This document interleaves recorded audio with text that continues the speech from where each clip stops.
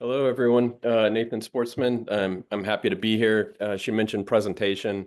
I am an engineer by trade, so I'm not going to give you a sales presentation. What I'm hoping to do with this discussion is just have a very casual conversation with Howard about what we do and how we think about things. So Howard, I think maybe a good way to kick this off is just I'll start with kind of the frame. Um, I have been in cybersecurity for about 20 years. So from, the late 90s through today. And what I've watched over that 20-year period is things move from, a hacker subculture and people sort of tinkering around for fun and just more exploratory exercises. A bad day in cyber was maybe someone got their website defaced, right? And then cybercrime moves in, and now it's about credit card theft and identity theft. Stakes are starting to go up a little bit. Loft has their famous congressional testimony where they say that they can take down the internet in 30 minutes. And then I've watched it move to, geopolitical issues, socioeconomic issues, and ultimately where we're at now is we're talking about war, right? There's a fifth domain to war, and that's in cybersecurity. If you look at what happened in the opening phases of the Ukraine war, a lot of it was done in cyber. If you've been keeping up with the news and the FBI's warning, I think a week ago, basically asking all US citizens not to use text message because the People's Liberation Army is so burrowed into our telco networks. And people that are in the know have known about this for a while. They finally decided to let the public know as well. And so the stakes are going up, but our industry is largely failing society, in my opinion. You just have to flip on the news cycle for some company that either got ransomwared or their intellectual property got stolen.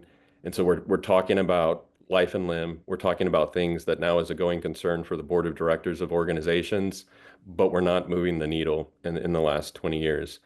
So what I'm hoping to do through this conversation today is just talk to Howard, and I'll tell you how I think about things through storytelling and through war stories of stuff that we've seen and how we think offensive should be, a strategic pillar in a cybersecurity program. So that's a great intro. So I'm Howard Holton. I'm also historically an engineer. I mean, today I'm a pointy-haired boss and have been for quite a number of years. I'm not sure as a pointy-haired boss what to do with no PowerPoint. I don't like so I'm gonna have to have to give me a minute to get back into an engineering mindset where I can carry a conversation. Very strange.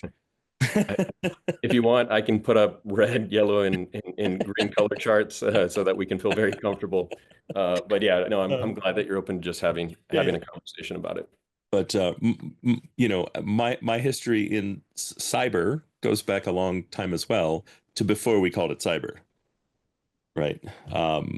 I remember trading viruses with friends because being stoned was fun. And for those that don't get the reference, one of the earliest computer viruses on x86 was being stoned. The application would run and it would just say, your computer is now stoned. And no matter what you did, it just said, your computer is now stoned. It was a tremendous amount of fun to mess with people, had a random timer that was set up. It was all kinds of fun. But we went from, to Nathan's point, this point where it was people messing around, seeing what they could get into, seeing what they could break, seeing like what they could have fun with, which was mostly harmless in the same way children played pranks. It wasn't all children, but it was that kind of thing. It was a kind of like, can I count coup and share that with my friends kind of thing. To something that was malicious, to something that became very, very, very big business, right? To something that is in fact offensive at a military scale. And to Nathan's point, right? Not only does the war start in Ukraine start by launching a cyber attack, it actually starts with disinformation months and months and months, if not years before, right? Like that is actually all part of a cyber campaign, even though it's a political cyber campaign and not a attack on machines. It's an attack on a populace. The goal is still the same.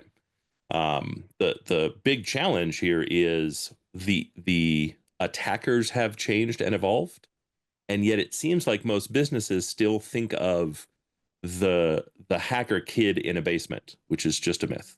We're not protecting against a hacker kid in a basement. We're protecting against mafiosos running corporations that are built around hacking, that run P&L, that do cost risk analysis, that operate their business very much the same way we operate our business.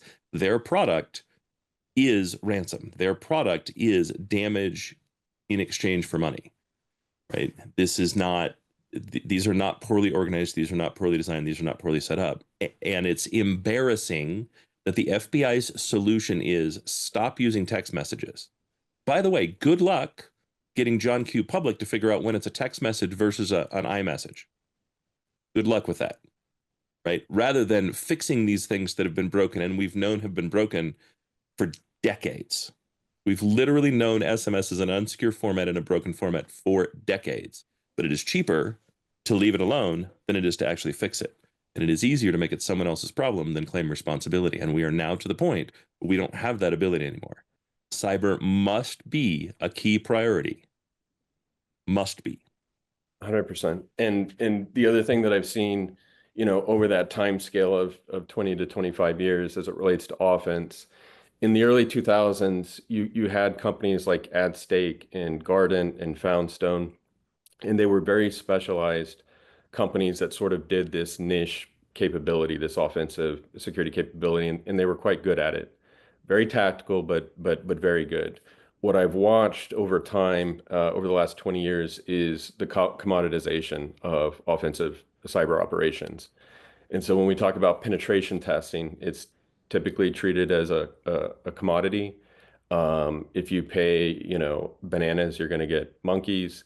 And you get oftentimes not much more than people running a vulnerability scan, validating the results. Maybe they find a couple of things and they tell you a few things that either you already know or that you don't, but it's kind of a so what, now what? What is this supposed to mean to me? This is very, very tactical. And what we're trying to do is shift that mindset from that sort of point of view. And it requires you do have that same technical prowess that they did in the early 2000s, but you're up leveling the conversation to be more strategic, to inform the business, to inform the CISO, to inform the board of directors. At the end of the day, when you do an offensive cyber operation, it's not that, it shouldn't be that, look, here's a route in which we compromised you, you gave us this objective, we succeeded. What it should be is a capital allocation exercise. You're spending 50 million, 500 million, or if you're one of the mega banks, $1 billion on cybersecurity. And we had an 8-week project. We were done in 3 weeks. So you asked us to stop 5 weeks early. We achieved all objectives and you didn't see any of it. That's a problem, right? And so cybersecurity and the notion of offense should be informing defense. It should be informing the defensive strategy. It should be an input to everything you do. That does require a level of sophistication. And so give you a couple examples and then bring it back to the point. The way that we work is we ratchet up our capabilities based on the maturity of the customer. And so as an example, one of the capabilities that we can deploy is we're on a Zoom call right now. We actually have our own Zoom software that we've created and that is in the app stores. That's malware. And we can actually get on a call like this with someone on your sales team and then C2 in the environment. A pen testing company that can't mimic the behavior of the attacker, whether to Howard's point, it's run-of-the-mill ransomware that's operating a P&L, or something that's more sophisticated like a nation state, they're not able to provide you the visibility of what is invisible. So that's the first point. The second point, in terms of, inputs, not outcomes. We had a customer, I'll tell you a quick story, where we did a red team for them. We achieved goal, we compromised everything, they didn't see it. That red team led to a purple team because they have no situational awareness, right? They weren't able to detect anything. That then led to a tabletop. It's not theory, it's not best practice. We're not going through a contrived exercise with executive leadership. We're going through the scenario that we actually achieved and trying to showcase where you fell down. That then led to maturity modeling. And so whether you're doing ISO 27000 or NIST, and in this case, they were doing NIST CSF, those inputs should be the output to how you're governing your cybersecurity program, because the notion of looking at your environment through questions to your team and policy reviews like much people do. There's the idea of what's written, what's said, and what actually is. You have to use evidence-based management, and there's the difference between stating a control is present or not present and actually stating if a control is effective.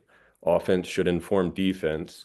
Now you have a risk profile that's accurate based on the attacker's perspective that you can actually govern, that you can actually, set forth a 12 to 18-month program of what you need to do because all of this is in the spirit of security, of reducing risk, right? Of keeping the business out of the newspapers and keeping yourself out of the hot seat of the board of directors. Yeah, so Because let me think, ask you a question. yep. So you go through all of this activity, and everyone on this call goes through many of these kind of similar sounding activities, Hmm. right? For decades, I've been a CISO, almost 2 decades, I guess. So I shouldn't say decades, 18-ish years. Um, and I'm used to paying for services and getting reports. And there are two problems, right? The first problem is it sounds like it's project based and cybersecurity never ends, right? There is no solution. There is no end to cybersecurity. There is no point at which we can say, cool, that's done. We'll move on to the next thing. We can close our cyber program, right? Yes, yes. And so you have to look at business use cases. So two things. When things are a point in time and it's a project, like you said, what the exercise is to look at things that, yes, it is point in time, but these are things that we need to materially change over time. Like you have three different EDRs. These two don't work. This one's okay, but it's just not configured correctly and your people are poorly trained. Capital allocation, get rid of the first two, reallocate that towards training, people, process, and technology. But to your second point, and kind of going back to the maturity of the customer, when a customer gets to a point that their environment is ephemeral and they're starting to move more towards a proactive and preventative approach, our thesis is that similar to having a CrowdStrike and you maybe have a CrowdStrike Overwatch, they're monitoring your network for indicators of compromise every day. You should do that. You should also have people watching for the ways in which attackers are getting in, and it's not just this assumed breach and you just accept that you're going to get compromised at some point, but move to a prevention first strategy and have those people standing side by side with your organization every day, risk reducing every day, not just a point in time. And so as someone, in IT spins up an ephemeral instance in AWS, you have someone quickly identifying that, notifying you of the material risk and getting it out of the environment before someone takes advantage. The other, and I know you didn't ask this, Howard, but I think the other challenge in terms of these are projects. What I see is kind of two cohorts. There's the people that have the business acumen and can relate what offensive should be to the business, to the board of directors, and to the CISO, and how they should be thinking about things to their level. And then there's the tacticians, the people that do the day-to-day execution and never shall the two meet. And that's also part of the problem of offensive. The way that this should be working is your vendor should be reading your 10K. They should be speaking to board members on your audit subcommittee. They should be speaking to the CISO and understanding for this going concern, for you specifically, what is a bad day in cyber? How do you define material risk? What does that look like? Are we talking about PII, PCI, intellectual property? I had a customer 2 weeks ago, medtech company, publicly traded, and a board member introduced us to their executive leadership team.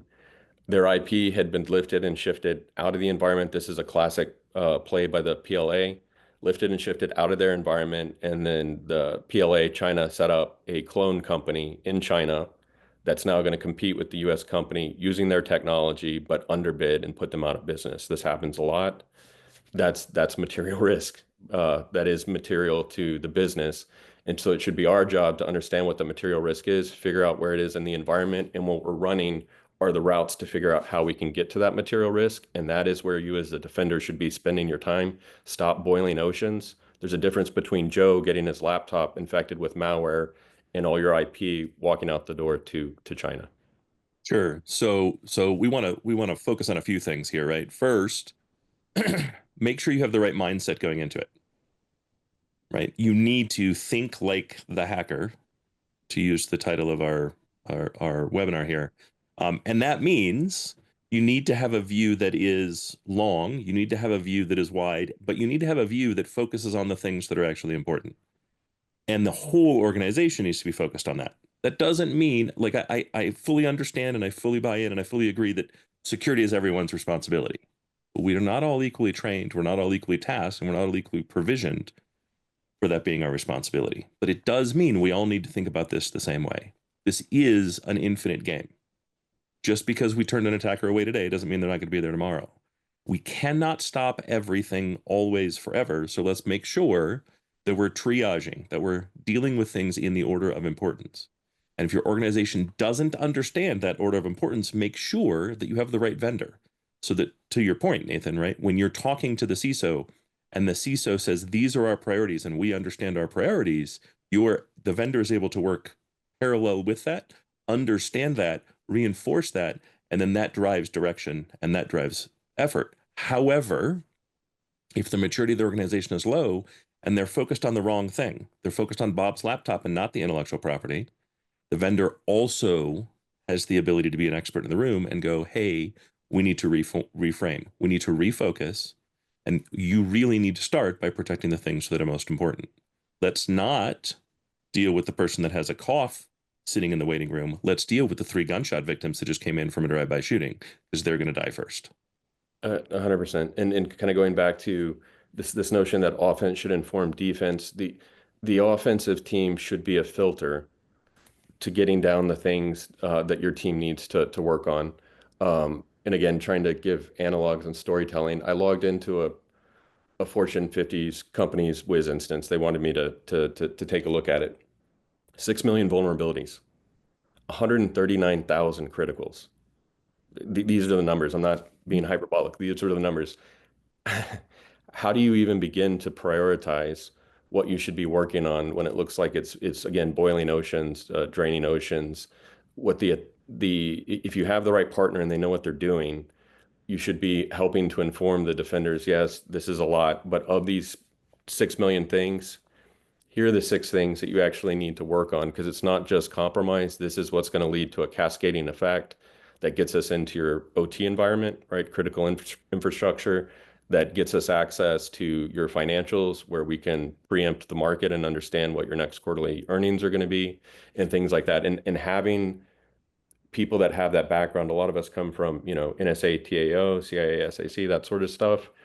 We can provide the customer that ammo on that ruthless prioritization. The trick in all of this is not just working on things, it's working on the right things, but also providing the ammo in the sense of, we are a third party, zero knowledge of the environment, and this is what we were able to do. And you'll be surprised at how quick things start to get fixed when you have the right partner that can relay the impact as it relates to the business, not a CVSS 9.8 singular vulnerability. We need to look at bigger picture stuff. What is the actual impact of the business? Where would this affect shareholders? Well, and the CVE score does not help me at all. Never has, never will, right? It is one piece of useful information. Right. But so many of the tools, it's based on the CVE score. Cool, but it totally misses the context of what's going on, right? And you need that context so that you know where to focus. To your point, I can't do anything about 1.9 million vulnerabilities. I can't do anything about it, right? In any given day, if I've got a team of 100 people and 100 people can get 3 things done a day, I can solve 300 things, right? So, okay, cool. I click a button, I deploy a patch. Maybe that goes from 1.9 million to 1.8 million. Right. And a lot of what we do in cyber, and to the CISOs and their teams, it's an influencing role, right? So we're not making the business revenue. We're not saving costs. We're operating as insurance. And so a lot of what we have to do is influencing to the other organizations, to IT, to the CIO, to the development teams. Kind of to your point, Howard, about, people need to understand where security is at, and the organization needs to adopt. We're in a position where society has adopted technology. So that ship has sailed. Technology is no longer an option, but security is still treated as an option, and that's part of the reason why things are a challenge. And so a vendor that is doing right by the customer in offensive security should help that prioritization, help understand why these things matter, like why everyone should have 2FA on everything. That is one of the most common ways that we get in is usernames and passwords. Like, how is it 2024 and we're still dealing with this stuff? But Well, the let's be really clear on that point, because if there's no other takeaway from this is the takeaway. 2FA, MFA is absolutely unequivocally required. It's not perfect, not by a long shot, but it is absolutely required. And that means it is required everywhere. If the CEO's administrative assistant or executive assistant is exempt from MFA, you don't have MFA because it will be found. Also, that's a pretty high priority target. And Right. yes, and so whether it's a strategic initiative like that will take 12 to 18 months to roll out across the organization, or we do the top five, that offensive partner should be a change agent that's helping the security team enact the things that they need to see. Because oftentimes what I feel and I see with CISOs is there's all this accountability but no authority. And so you'll see CISOs just hop between jobs and they're hopping to the next job before before something bad happens and then they get exited. Or something bad has happened, they become the scapegoat in it, and we could talk about the Sullivan case or any of that. But ultimately they have all this responsibility, limited authority, influencing the business, and that's where an offensive partner can help to provide perspective to the business on if you don't do these things, this is what could happen, like your entire IP walking out to China. Now, how are you going to compete with that? Someone that's going to undercut you 50%. So what do we need to do? We know this is an infinite game. We know, regardless of anything else, right? The offense is present and accounted for and showing up and constantly looking for an opportunity, right? So even if you're not fielding a team, even if you have no defense, even if your company has decided to not invest in security, you don't get to decide what the other side invests, right? Companies aren't necessarily taking this as seriously as they should be or investing the way that they should be. And if we're being honest, we're great at speaking technically as an industry, not so great speaking business as an industry. And yet the business controls all the money. Right. And I mean, it's a multi-dimensional problem. Like there is, we could get into all kinds of things like public-private partnerships between companies and the government. There's just all kinds of things that go into this. But for our perspective and the area where we're trying to help is the offensive perspective that companies need to shift their mindset on what offensive is and these compliance-based annual penetration tests where it's a checkbox exercise. Compliance should be a byproduct of security, not its own regimen. And it is simplified and dumbed down what this capability could be versus what it actually, I think, is today for most people. It's an exercise. Most CISOs don't even look at penetration test reports because they have no value. And they're not translating what they found into the higher order concerns of the business that not only the CISO would understand, but the board of directors would understand. So we need to have a mind shift change.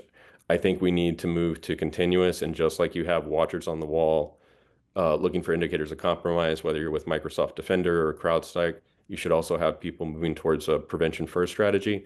You mentioned CVEs, they're great. CISA Kev is great. The problem is we weaponize the things in CISA Kev weeks before they even become on the CISA Kev and you become aware of them.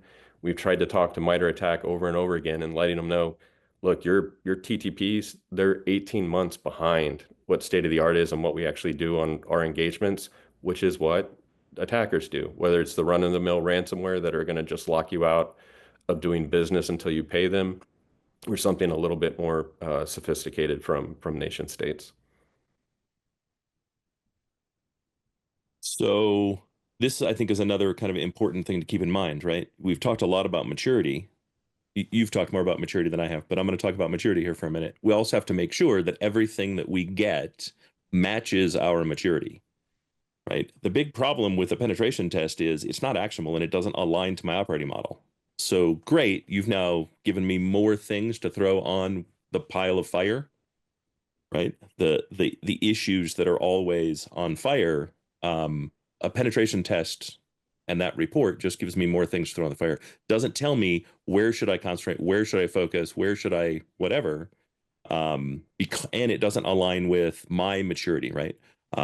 What are my people, process, and tools? What do those things look like that allow me to triage these things in a logical order in a reasonable way, so that we can in fact make progress and know that the effort. I'd love to create a poll here that said how many people on the call firmly believe that you have enough people to deal with the security issues that your company is facing. I've never had a single hand go up. Not seriously. Maybe by a CEO or you know what I mean, somebody not in security in the audience. But the reality is no one has that. And so we really need to make sure that we're focused on the things that are going to make a difference. And like, don't spend all your time making sure you're focused on the number one thing, right? If you don't get it perfectly right and you're on the number 5 thing or the number 6 thing, it's better than the number 783,000th thing that you should be doing. There is an infinite list, right? And so we need to make sure that when we're partnering with companies, that they are a good fit for us, that they're paying attention to who we are and where we are, and not treating all of us like we're Chase Manhattan. So 3 things as we pop the stack on that point. So the first is there's a really good slide from McKinsey and Company. McKinsey and Company invested in us, I don't know, 4 years ago, and you know, obviously they work with the CEO, not necessarily the CISO, and they work with the board of directors, but they have the sort of maturity of an organization from you're kind of doing these ad hoc activities, which sort of what you described sounds like what that might be, what you're describing. Um, Everything's on fire. There's too much to do. It's a bit non-directional, and then you kind of graduate to typically a maturity model. And so you'll do like a NIST CSF and understand where your controls are in these categories. That's a good start. It's starting to get a little bit more programmatic. And then you'll move to a risk informed, and then ultimately you'll move to much more of a proactive, adaptive, opportunistic sort of way of thinking about things that's more continuous, sort of like continuous development, continuous integration. It's just this natural flow state where things are moving forward continuously. But you're going to kind of work through those stages. So the first thing, oftentimes customers will. So 2 things. That med tech company, they called us and said this had happened, and we'd like you to do a red team on us. And my response was no. You need to call CrowdStrike or Mandiant. You've had a cardiac arrest. What you probably need is a triple bypass. Let's get you through what actually happened, how they got in, are they still dwelling in your network? And then I'll talk to you about a statin and eating right and exercising. But first we need to deal with what's actually happened. There's a lot of customers that will call me and say we want a red team, and I'll just casually ask them to get a sense of the maturity of where they're at. And oftentimes my answer is, look, we can do this and you can pay me a bunch of money. I'm just going to give you the shortcut right now. We're going to get in and we're going to compromise everything. So there's your answer. Like you're not ready for that level of sophistication. We need to crawl, walk, run. So to your first point, to your second point about, yeah, everyone's understaffed, overworked. Most of the CISOs I talked to, you know, things got really wonky in 2020 and 2021. The purse was open, everyone was spending money. They bought a lot of tools, and now budgets are flatlined, or even some of the budgets are going down. And so, you know, it's hard for them to hire and build out their team. But even if they could, and talking specifically about offensive operators, it's really hard to find those people, to hire them, and to retain them. You know, you might keep them for a year and then they'll move on. And so one of the ways that you can expand your team is having an offensive partner that again stands side by side with your team every day. To the last point, I don't need more work. I already have enough work as it is kind of an argument. That is the crux of my argument. What are you doing and how are you even prioritizing what you're doing? If all of this is in the spirit of staying safe, if you don't have the attacker's perspective, there's there's a difference between rowing in a direction really fast and burning yourself out and knowing which way land is. Part of our job and part of the job of an offensive team is to help you know which way land is. Now, if you have a partner that does a pen test, throws a report over the wall, and then sends you a bill, yeah, that's probably more work. There's no utility in that. But if it's helping to inform what you're working on, why you're working on it, ruthless prioritization, then that should actually not add work to your plate. It should help remove it. Of these 5 initiatives, let them go. They're not they're not germane to what we're trying to do. These other initiatives that you're not doing, like 2FA and these other things, those are going to be the things that are going to get you compromised, that are going to get you in hot water with either the board or get you in the press through some sort of disclosure. Yeah, they also, especially the low hanging fruit, right? The value of low hanging fruit like MFA is it applies to absolutely everything. You want to protect your intellectual property, it helps do that. You want to protect John's laptop from being compromised, it helps to protect that. There's no system that something like MFA doesn't help and reduce the overall attack surface in a meaningful, measurable, broad way, right? And so you absolutely need to do Right. basic hygiene first. However, if you've been compromised, if you're already having your fourth heart attack and attackers are currently in, focus on getting them out, focus on resolving that issue to your point before we start talking about eating right and exercise. 100%. Right? Make sure that you're focused on the right thing. And if you don't know what the right thing is, first look to your existing ecosystem. Who is in your ecosystem? Are they being partners or are they being vendors? Vendors vend. They sell you a thing, right? So if you have a penetration test done, they vault a report over the wall, do one of these, and hand you a bill. They're a vendor. They're vending. You purchased a thing. There's no partnership. In a partnership, we both get something, right? Right. And a partner is invested in my success, not so that they can just vend to me, right? And so that's first step. Look at your ecosystem. Second, how many of them in your ecosystem are partners and how many are vendors? Take the vendors and shift them all off the table. Just focus on your partners. If you don't have any, find some. Right now, And today, first step. yes, and any vendor, whether it's defensive technology or offensive, but you go through the exercise of a demo, everything looks super great, and then you actually get the actual product and the efficacy once you buy it, and you're like, oh wow, okay, so I bought a box of magic beans. Someone should be keeping all of the vendors intellectually honest, and this is my point. So there's a famous paper by Michael Porter. He was a Harvard professor, and the paper was on the five forces of business. And so your customers are a force on your business, your suppliers are a force on your business, and strategy will anchor to these forces. So Walmart, everyday low prices. How do they do that?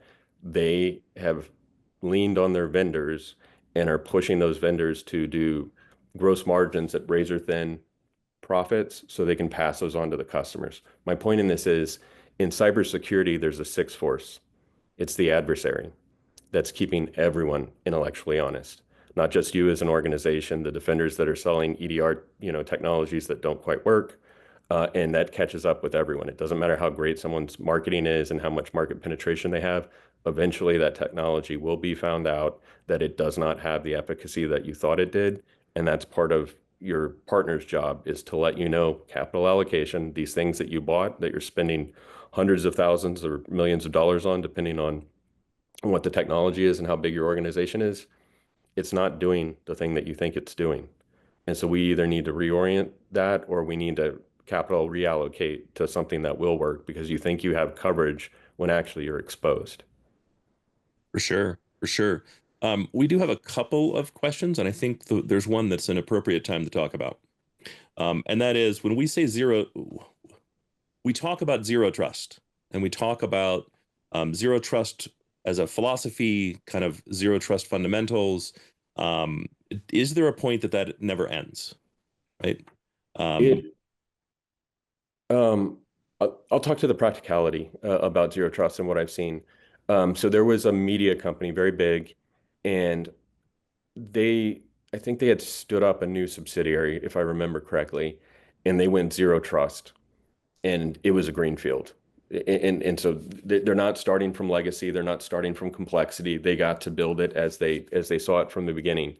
We found zero success in that environment. We just could not do it. The challenge with zero trust is when something already exists and there is complexity and legacy, it becomes problematic. But that doesn't mean that you can't work on it in some places. And so similar to 2FA, you might have resistance from the business in certain areas, but ruthlessly prioritize. IT should have 2FA on everything, right? And you go through the exercise until you get down to the executives that refuse to have 2FA and their password is Dolphin. They'll have to come, at some point, but you can start. So zero trust, a good use case that I see as one example is M&A. You've acquired a company, you're starting to pair these companies together. That's an opportunity to make sure that one company's assets do not bleed and cause a cascade effect into the other companies. And so there's opportunities for it for sure. It is a great, not even just a technology, it's like a first principles strategy.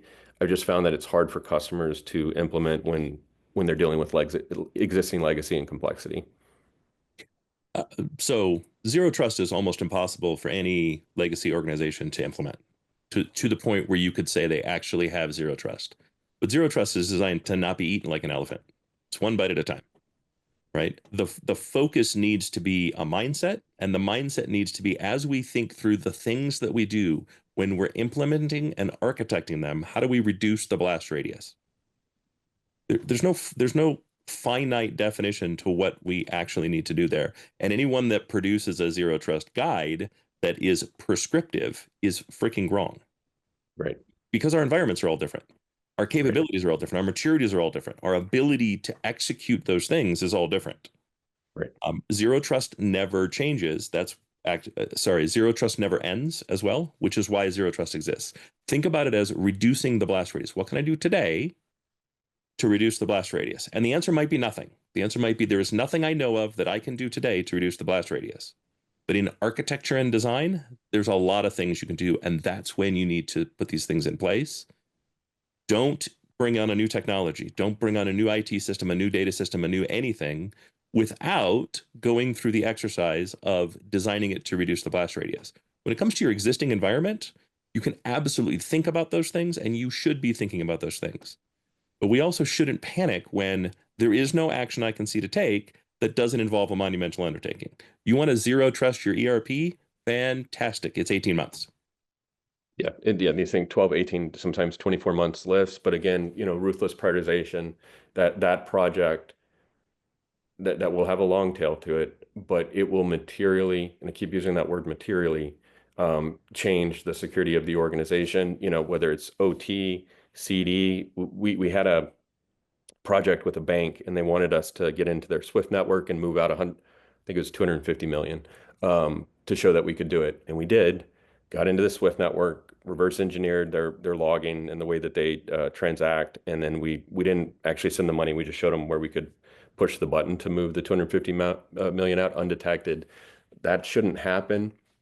And they had a VPC environment that kind of tried to gate as a trust boundary. The Swift networks is how banks communicate with other banks, for people that are not in financial services.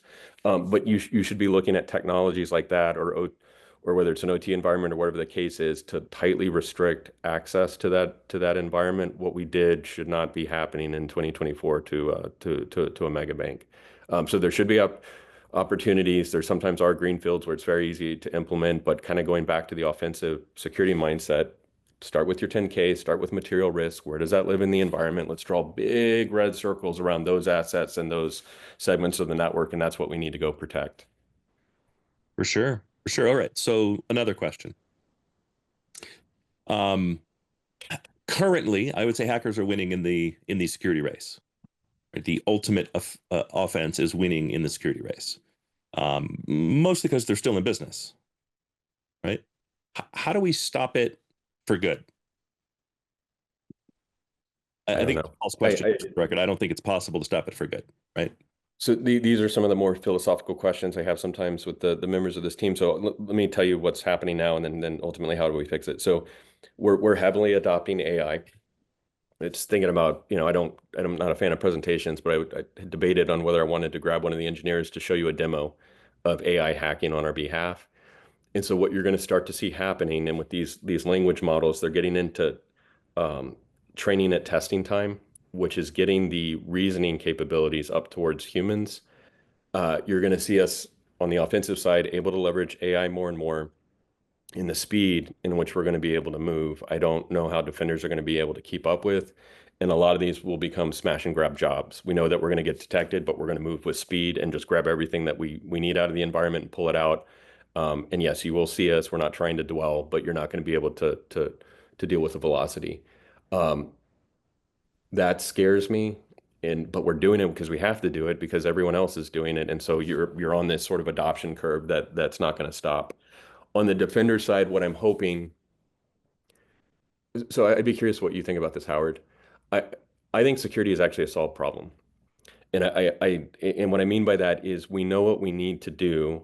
Most of these issues are either configuration issues or patch management issues or network segmentation issues. For the first two, I'm hoping that we get to a world where AI is helping customers make sure that they don't introduce vulnerabilities in code, that we're going to get to a world where we have these 500K context windows that are going to go to 10 million. And so even if you're the Microsoft operating system, the AI LLM will be able to ingest the entire context and then find where the vulnerabilities are. And we'll get to places where the systems are what we'd always hope for is secure by default because humans make mistakes, they get tired as these LLMs improve. That will kind of take that out of the equation, and then hopefully that puts me out of business, and the cybersecurity problem is solved, and I hope we can get to that. But what are your thoughts? I'd be curious to hear your thoughts, Howard. I mean, I'm a little bit more pessimistic. And the reason I'm pessimistic is we've spent, I don't know, probably 1,000 years building physical locks, and they're still insufficient, right? Anyone that doesn't know Deviant Ollam, look him up, right? He defeated Maglocks with a Coca-Cola and a drinking straw, right? I mean, that's what he does, but he's a physical pen tester.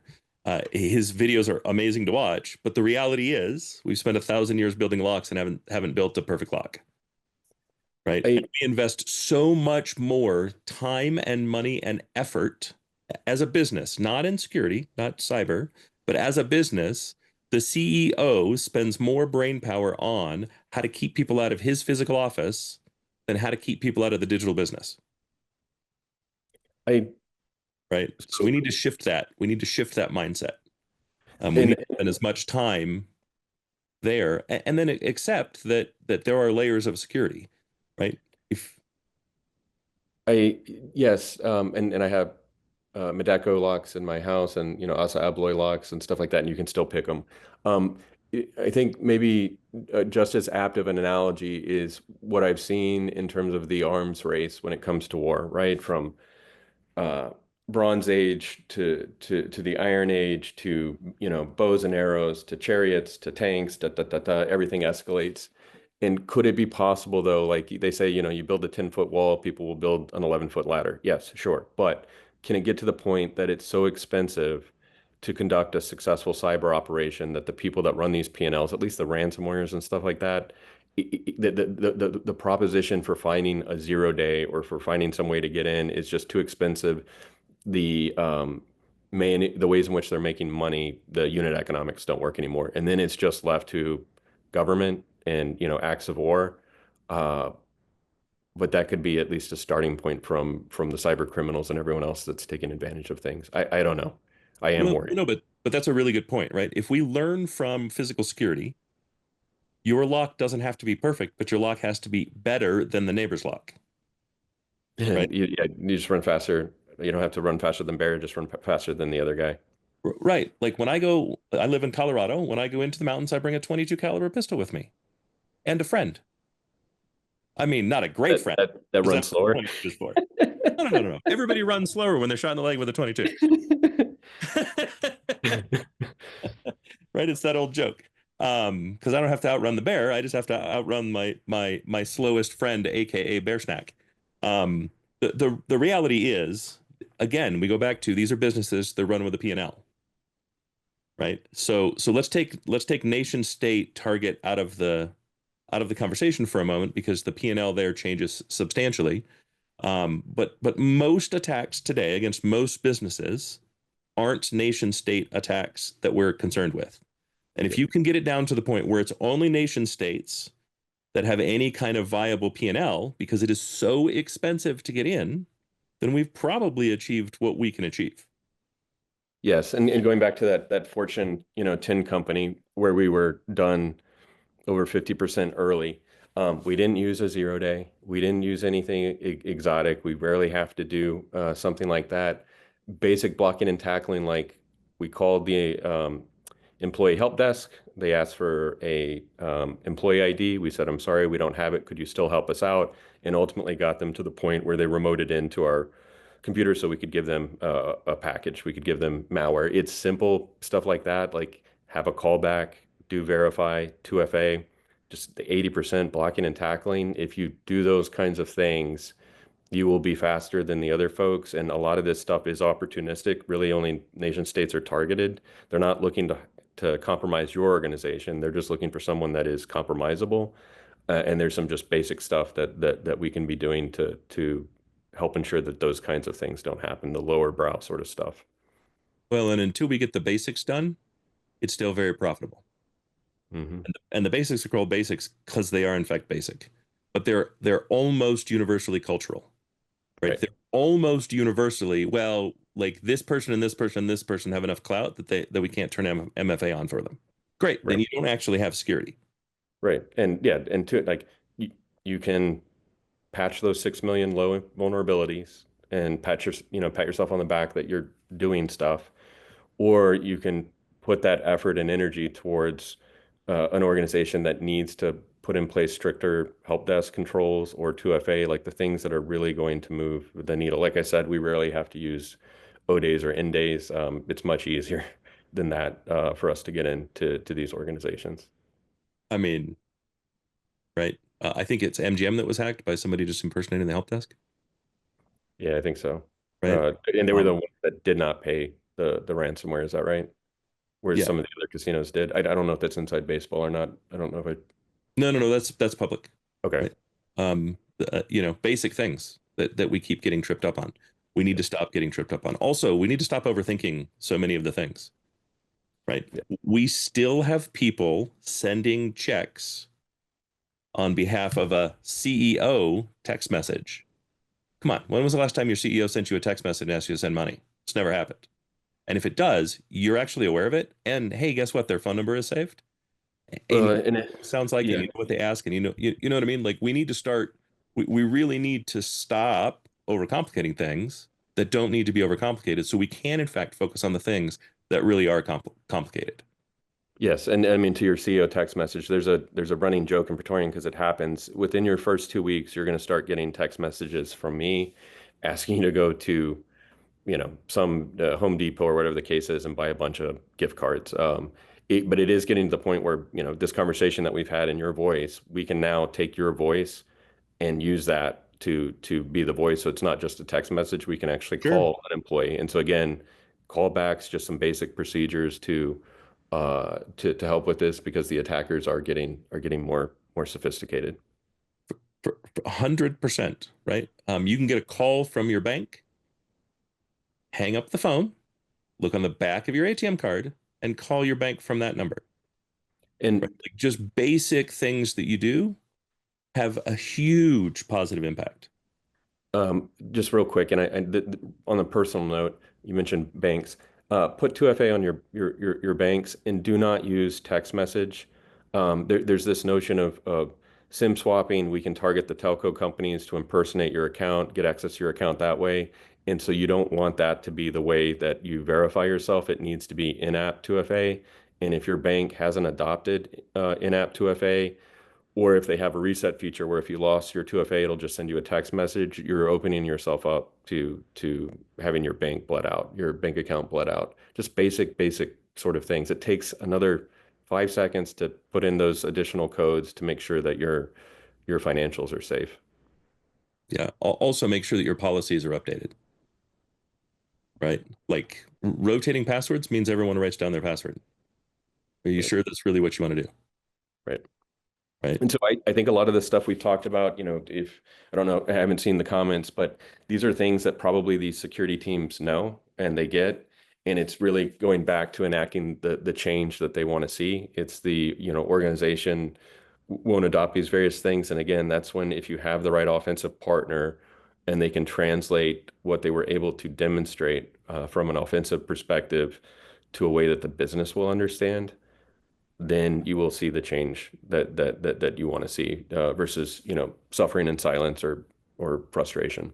So let's spend the last few minutes talking about that. I don't see any more open questions. So, um, I've been a CTO, a CIO, and a COO. Sorry, CTO, CIO, and CISO at various organizations, ranging from a few hundred million in revenue to billions in revenue. The universal truth is, we as organizations, large organizations, use top five consulting companies because they communicate at the CEO and board level really well. Yes. We tend not to be able to do that as technologists.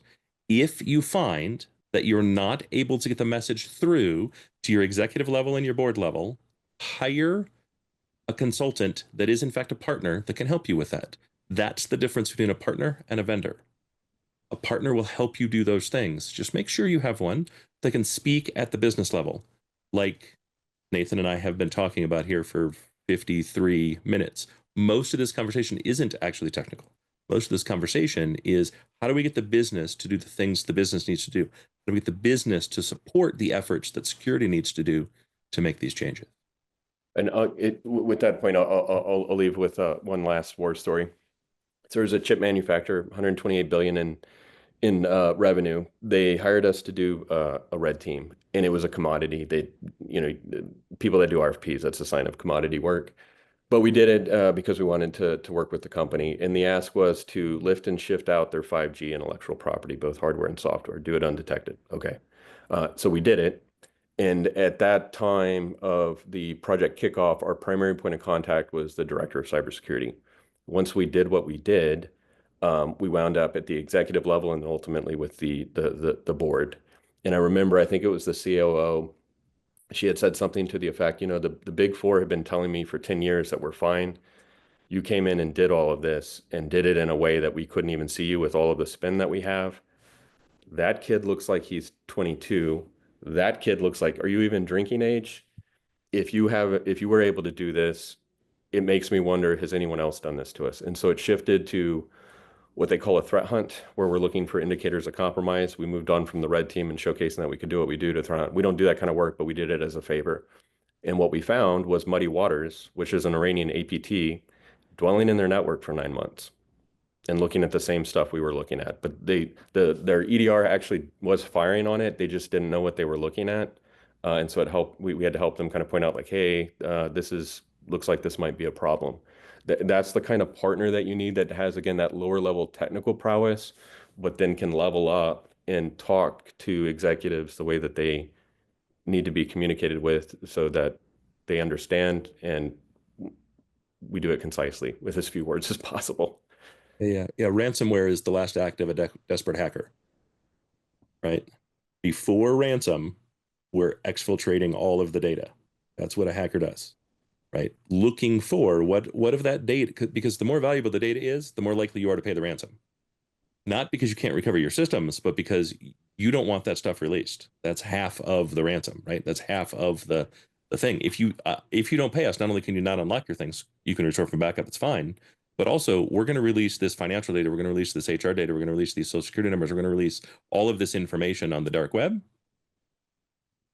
And your stuff is now on the open market. And then it's going to become public, it's going to become seen, and that changes the conversation. So ransomware is initiated, that is effectively letting go of the pressure switch or hitting the big red button on their way out the door. Yes, and in this case, it was more of a nation state that was pulling out their 5G IP. But in the case of ransomware, I had a chance to present at, or I guess teach at Columbia University with Evan and Charles and Jay. And so Charles is the CTO of Mandiant, and one of his talks, it was on the attacker, and so that's why they wanted me to come and talk. But I think he said something to the effect like, still 40 to 42% of organizations are actually just paying the ransom, and just seeing that as a cost of doing business. But again, starting at the beginning of this call, 20 years, this is where we are. We're just going to pay them. That's what we're doing, and what's going into 2025.